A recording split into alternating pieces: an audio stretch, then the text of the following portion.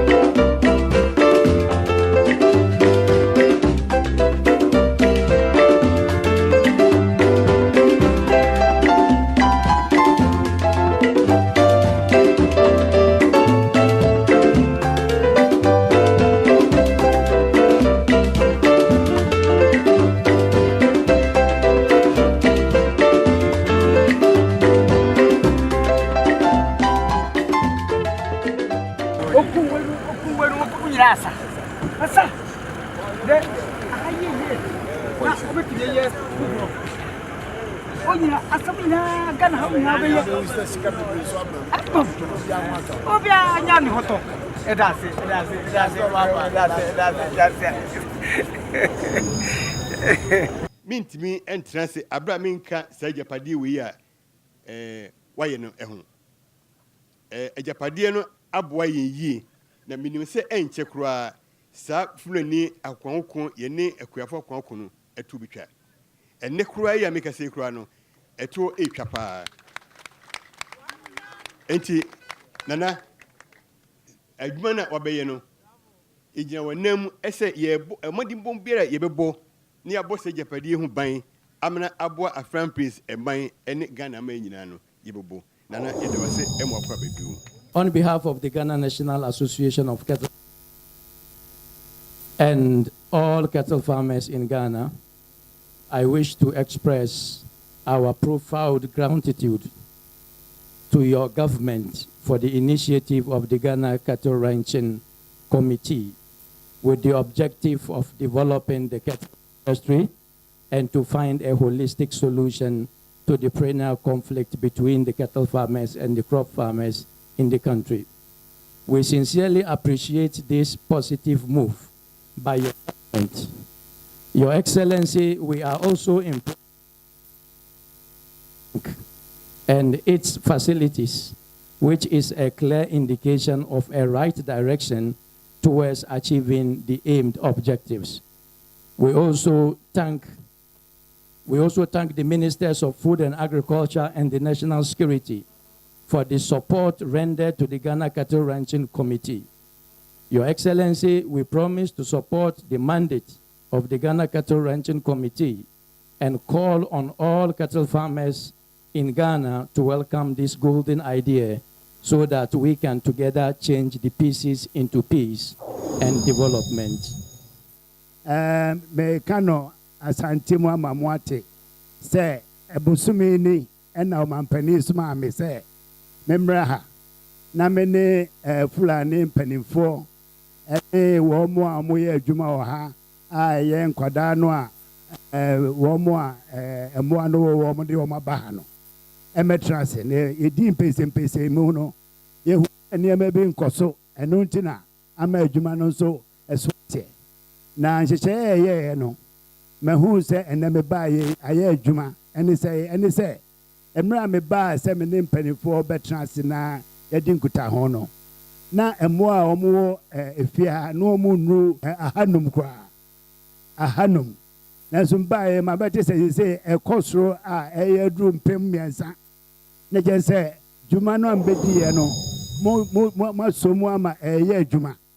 ene ntino mekoso asre yewranom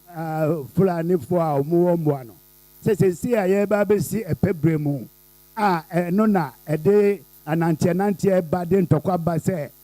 mo ano ekose nkofomfo ni ade no besra mo obia mfa ne mo ano emra ha adwuma ya sha ase wo hai si yesomu yi a netra e ba be ye bibia e best dane niema bebre wo Ghana ene na sha ase je bi obi be kan se wa de kitikiti we yehu na se eyeye netra e be boa yem papa one year mmoa no wɔwɔ wɔn yɛ hwɛ mmoa no so na nanom a ɛyɛ wɔn asase a mmoa no nam ɛna afei aban ne ne mpanyinfoɔ nso a ɛsɛ wɔn nso wɔn de wɔn ani hwɛ biribiara no saa nipa num ɛsisi ɛbɔ mmɔden na baako yi ɛba yɛ nyinaa yɛ mu ne etumi pɛgya adwuma yi mɛkɔ ani ɛmɛ dɛ paa deɛ minista ɛka sese sɛ ɔbaa ha ne na ɔtwe mmiɛnsa ni ɔbaa no na mmoa ɛwɔ ha no na 450 sisa ɛnɛ ɛnam kasa dɛ ɔde baa ɔka yɛ ntiase ɛyɛ adwuma no akakra na do 3000 crowd a wɔ ha yi etumi gye 6000 deɛ bɛbɛ sɛ mɛte na mɛte wɔn kran ansa na bronya no kora ba no sɛ ampa 6000 no abedu aha ɛnam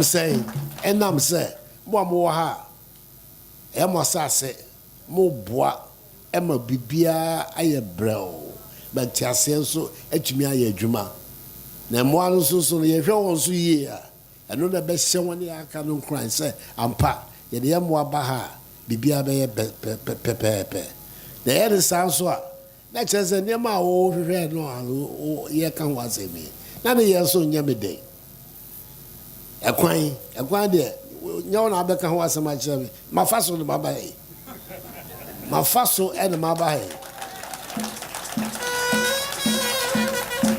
ɛne school ɛsɛ sɛ yɛnya na ɛkɔ so na chips district hospital nsɛm mate ne nyinaa na bridge no mebaeɛ no mebɛka ampa so nyankopɔn ma me kwan na Ghana tumi bɛdi me nsa mepɛ sɛ mɛyɛ ho biribi megyina he a mɛkɛn company 4 mmienu yɛ Chinese baako yɛ Brazilian baako nso so yɛ German company wɔn yɛ ahyɛ aseɛ si yɛhwɛ biribi a yɛfrɛ no feasibility study Afram pains a wɔwɔ ase aka mmiɛnsa nso a yɛpɛ sɛ yɛyɛ yɛpɛ sɛ yɛhwɛ wei na sɛ ayɛ sɛ yɛayɛ pilot project ɛkɔ yie a na deɛ aka no nso so yɛtim na yɛba abɛyɛ nso wɔ mmeammea bebree wɔ Ghana ɛma mmoa no adwuma no nso so atumi apagya na Ghanafoɔ nso so anya ho ahotɔ na afei nso ne titiri